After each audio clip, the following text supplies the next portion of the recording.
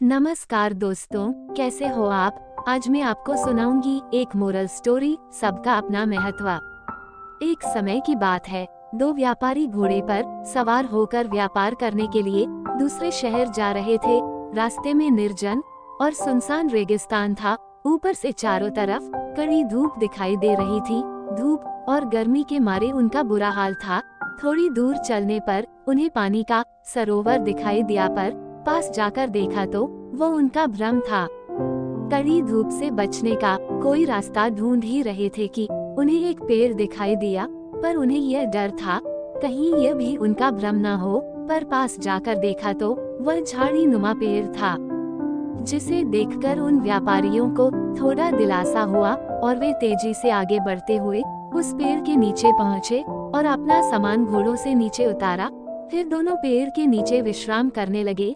जब धूप थोड़ी कम हुई तो उन्होंने वहां से जाने का निश्चय किया। तब एक व्यापारी ने जाते समय कहा, यह पेड़ किसी काम का नहीं है। इसमें न तो फल लगते हैं, न ही इसकी लकड़ी किसी काम आती है। यह बात सुनकर दूसरे व्यापारी ने कहा, भले ही इसकी संरचना ईश्वर ने ऐसे ही बनाई है, लेकिन आज भी इस तपती धूप में लोगों को छांव देता है। यदि यह पेड़ नहीं होता तो आज हम लोग धूप और गर्मी से बेहाल हो गए होते। धन्य है यह पेड़ जो हम लोगों के इतना काम आया, और फिर भी तुम इसकी बुराई करते हो।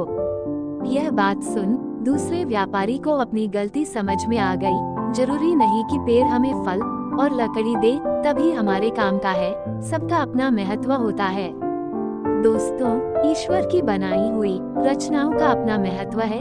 कभी भी हमें इनको फायदे और नुकसान के नजरिए से नहीं देखना चाहिए, क्योंकि प्रकृति के यही आशीर्वाद हम सबके लिए वरदान साबित होते हैं।